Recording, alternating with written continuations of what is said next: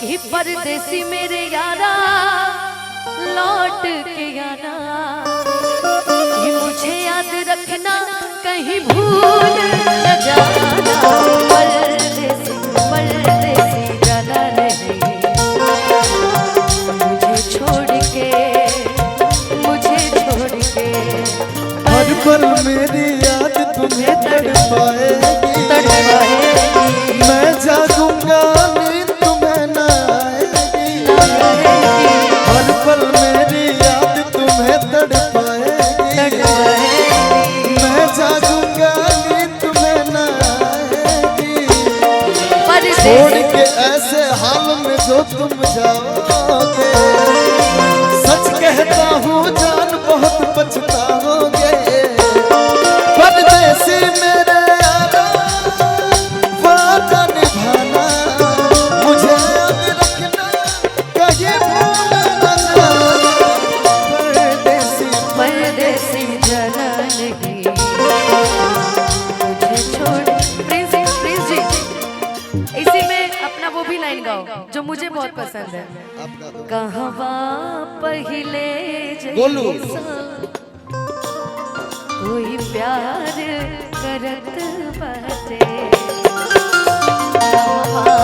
पहिले जैसा कोई प्यार करत बाटे। गोलू हमारे भाई कहाँ जाते रहो? आ रहे जल्दी आओ जल्दी आओ। एक गाना हमको बड़ा पसंद है, रुक जाओ, और मेरी दोस्त को भी बड़ा पसंद है। वो मेरा सबसे फेवरेट गाना है। जब तक गुल्लू भाई आ रहे तब तक ये गीत गा दो।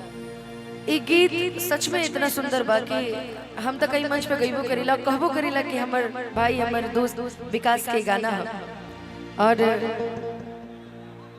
एगो और गीत में जोड़ के हमने के गा सकता, लेकिन हम चाहते हैं एगो और गीत हो जाओ। आप गाइए में जा जा। जब तक मेरा भाई आ रहा है तब तक आप गाइए ना। हमारे स्केल लगा दे।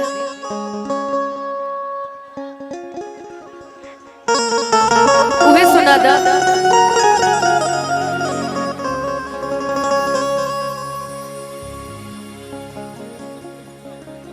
सी कर दीजिए, सी से तो गा लोगे, बी कर दीजिए।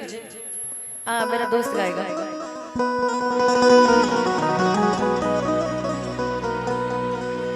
माइनर करिए तो भैया जरा यार, कुछ भी हो मैंने सीखा है पवन भैया से, मुझे वो मेरे गुरु आजीवन रहेंगे।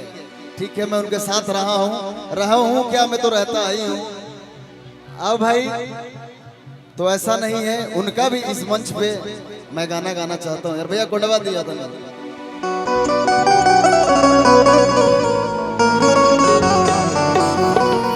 ये लाइन हमारा बड़ा पसंद था कि बर्बाद कक जिए लू आराम से, अब बदनाम भइनी रानी तोहरे नाम से। और लाइके सुने तू तो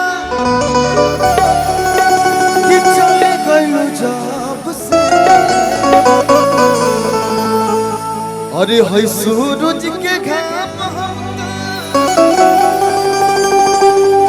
देखनी न ताप से, सुनहिया लगावा सुनहिया लगावा, बहुत बात नहीं के। सुनहिया लगावा बहुत बात नहीं, नजरिया चुरावा बहुत बात हो। केहू के रोवावा बहुत बात नहीं के, रोआ के हंसावा बहुत बात हो। कल परसों के काहिल न रहे, भुला गइलू वैसे जैसे भागिल न रहे।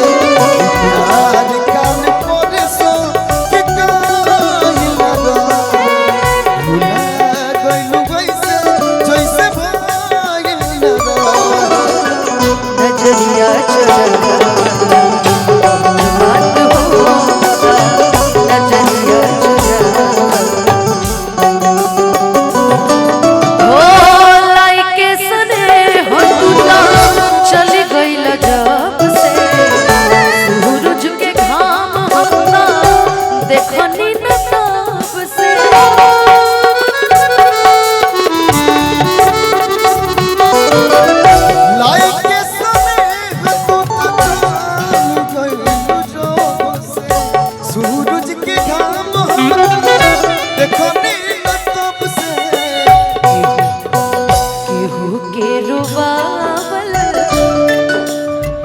बहुत बात नहीं केहू के रोवावल, बहुत बात नहीं के रोवा के हंसावल, बहुत बात होला सदिया लगावल, बहुत बात नहीं के नजरिया चुरावल, बहुत बात। भैया चाहत के गोलू भैया, गोलू गोलू राजा भैया, चाहत की रवा मंच पा जाए। जुगनू जुगनू करके तेरे मिलन के दीप जला। रुका भैया, तूने मेजर कर दिया। रुका भैया, गोलू एगो माइक दे दीजिए भैया जरा, हम जाते बानी। एक बार गोलू और अनुपमा खातिर जोरदार ताली बजा दीजिए सभी लोग भैया। काहे कि लोग रुका इसको बनाइए ना भैया, बनाइए इसको। कौन सा, ये वाला? अच्छा ये वाला दो यार। ये आदमी हेलो हेलो हेलो हेलो, बनाइए ना, इसको बनाइए।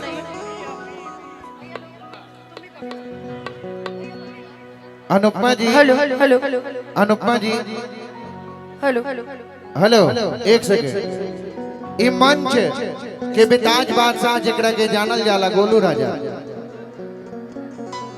हम बता दी कि दुनिया तोहरा के कुछू कहो, दुनिया तोहरा के कुछू कहो, बाकी प्यार में और मोहब्बत में तू सबके अपना लेवेला। बाकी हम बता दी कि मंच पर सदा बाहर रहेला और मंच पर सबके उनके साथ खिलखिला देवेला। तो हम चाहब ई मंच आपन सब अनुपमा यादव जी बानी, हमारा मास्टर विकास भाई बाड़े, सब के साथ 3 गोला दुनिया में। हेलो, दुनिया में गोलू भाई के कैसे केहू कुछ बोल दे। मैं गोलू मेरा भाई। हेलो, थोड़ा सा बनाइए ना भैया। तना ना गोलू के चर्चा होता कि प्रधानमंत्री भइल चाहत रहे हमारा। तुम यार उस लायक हो मेरे भाई आप, इसलिए कुछ बानी ना तना चर्चा होता सी कि प्रधानमंत्री के बगल में हमरा बैठल चाहत। नहीं ये भैया इससे पहले महाराज दे दो। लेके। एक मिनट, गाओ लोग, एक लाइन आपके लिए मेरे भाई। प्रधानमंत्री हमार जान हो गाओ। एगो लाइन हम कहले रही कि मंदिर में शोभेला पंडा पुजारी,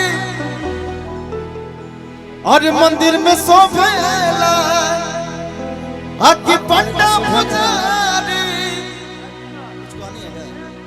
ना गाओ, हेनो मंदिर में शोभेला।